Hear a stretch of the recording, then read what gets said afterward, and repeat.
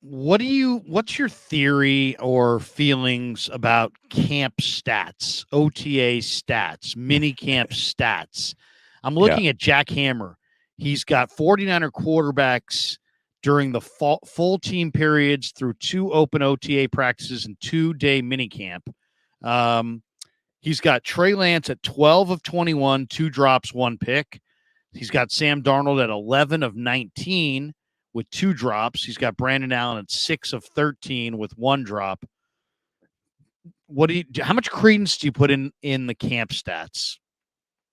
I mean, for somebody that's not there, I enjoy it. Definitely look forward to it, but I don't necessarily I don't know, I don't live and die by it. To me it's practice. You never know what they're practicing. It's interesting because you'll see things happen and then there's so much context that goes into it. So I'll give an example. I think Grant does a great job of like keeping order of the stats. He puts them out, but then if you actually watch him when he talks about it, you get a lot of context as to what actually happened. It's like, well, okay, yeah, he was 6 to 12 this day, but there were 3 drops and he made 2 incredible throws, the best throws of the day. And he just kind of breaks it down. You're like, oh, okay, well, that's the context that was really missing on this whole thing. Or, hey, so and so threw an interception, but really it was a great play by the defender. Here's what happened, or the receiver ran his route short. And so there's just so much context that goes into it, much like if you watch a game, Larry, or if you were to see the stats after a game and make a decision on how a player played. But then when you watch the film, you're like, well, that's not like that doesn't look like what the stats told me. This looks like a completely different game. That's what it feels like. We're just getting the box score and we have to make a decision based off the box score. But most of the context is out the window. We have no idea because we're not there. So it's really hard to decipher and make a decision, good or bad, on anybody based off just statistics. I mean, not to mention that it seems like everybody's statistics are a little bit different. Correct. That always makes you kind of pause. Second of all, I'm out there in the field.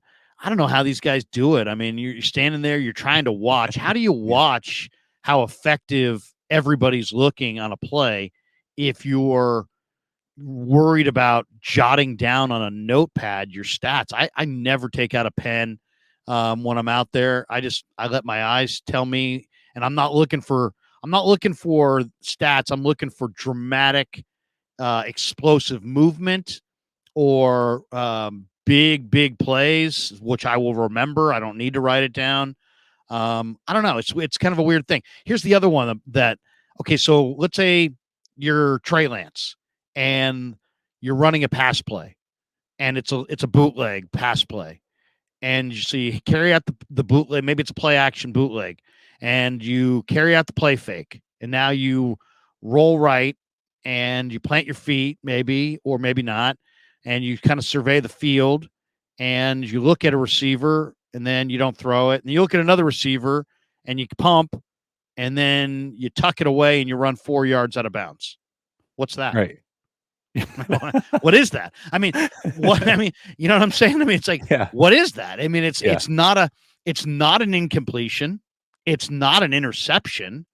It's not really, I don't really see anywhere in any of these stats where it says ran for X number of yards. It's like it didn't happen, right? It's basically like a non-play. And in reality, it doesn't matter who's making that play or not making that play or what quarterback we're talking about. That's probably a huge negative play because I For don't think sure. they're designing a run. Basically, what happened there is the window opened, the window closed, maybe another window opened, it closed. You weren't decisive, or you didn't see the window in the proper timing, or you just didn't throw the ball for whatever reason. You saw a defender there, or and then you tucked it away and ran 3 yards out of bounds, and then they go to the next play on the script, and nobody says anything about it at camp. But how is that reflected in the stats? To me, those plays are the ones that are probably the more negative than the interceptions. And yet we don't really. There's no accounting for that play, and that could be one time over camp, or that could be 5 times every day in camp, and it's like it's unaccounted for. I don't know. Yeah, That's and the that's one. why. That's the one thing I'm like, okay, so where Yeah, does that factor into the stats? right, right, and I agree with that. I think, and that's where the context comes in, and really hearing what was said. So I'll give you a good example. Grant the other day, I think it was the second day. He had put out the stats, Trey threw the interception or whatever, and then he goes on his show and he starts talking about what actually happened. And he's like, what's not going to show in the stats is that Sam Darnold was, in my opinion, would have been sacked 3 times. He was just holding the ball too long. And Right. player comes around the edge, Clellan Farrell, I think it was him all 3 times, basically, taps him or gets by him and has to stop. The play continues. So he may have a completion on that play, but he actually would have been sacked because he didn't make a decision quick enough. And so those are the things that are more important, kind of to your point, than actual completion percentage. You know what I mean? Yeah, totally. Um, there was, since we're on the quarterback tip a little bit here, before we go back to the mini camp and talk about takeaways, because there were a bunch of Which, takeaways. by the way, is why I'm going to training camp this year. I have to see it for myself. Like, I want to see these things for myself, because I That's hear other smart. people talk about these quarterbacks and what they're seeing in practice, and I feel like you can get 5 different sets of eyes on it, and everybody does a good job. It's not like anybody's trying to be biased or anything like that. Everybody watches the game a little bit differently, and I respect that. But you could have 5 different people talk about the same practice, and you're like, well, I mean, that doesn't jive with what this person's saying. So I want my own opinion on it, because I watch the game differently than you or Grant or Lombardi or whoever. And I just want to have my own opinion as to what I think is actually happening in these practices, if it even matters.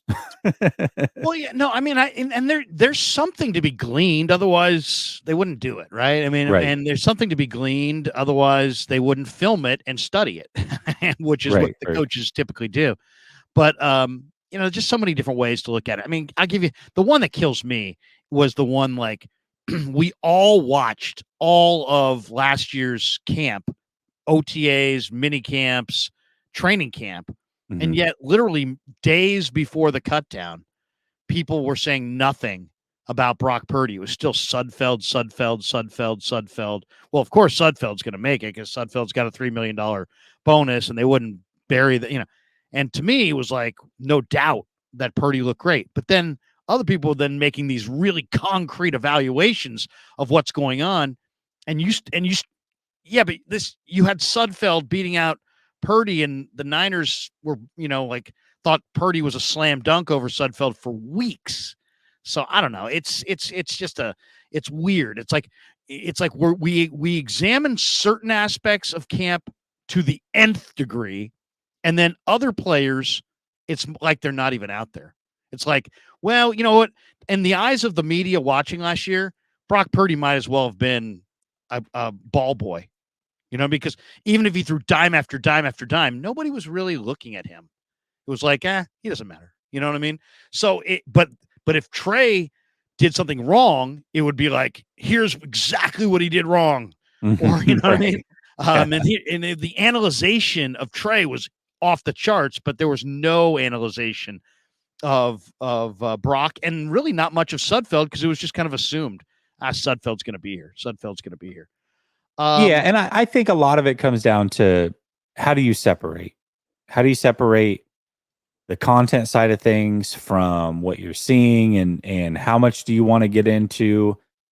I mean, last year, people's bread was buttered on the Trey Lance stuff. Everybody wanted to know, Trey Lance, how's Trey doing? How's Trey doing? Just like the year prior, how are Jimmy and Trey doing? And then last year, it was perceived that there was no competition really at all. And so everybody just wants to know how Trey's doing, and everybody wants to overanalyze that and bicker about that. And so I get it. It definitely changes how you look at things, though, and where you're putting your attention and all your effort.